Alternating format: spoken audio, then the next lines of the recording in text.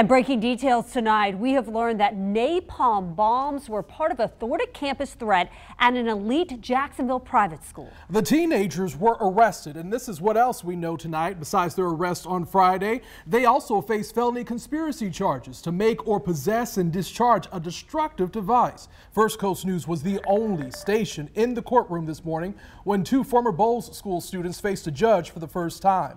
Nick Perot is on your side tonight, joining us outside the Bolles School with the latest. Nick. Well, Anthony, Heather, yes, good evening. We've reached out to Bolles administration daily since last week on Wednesday when they released that letter to parents informing them that two students have been expelled, but they have declined our on-camera request for an interview. He is the one that really did a lot of this research and looking at videos on how to make these bombs.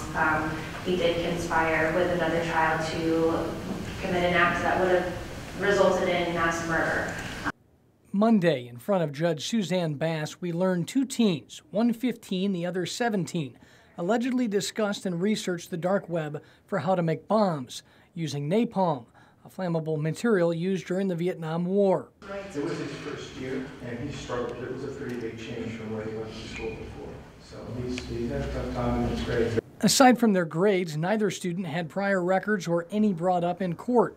Bolles School's officials told us they became aware of the conversations between the 15 and 17-year-old about potential violence on campus Tuesday, but would not elaborate. Administration tells us police were notified immediately, adding no weapons of any type were found on the Bolles campus. We are cooperating fully with law enforcement.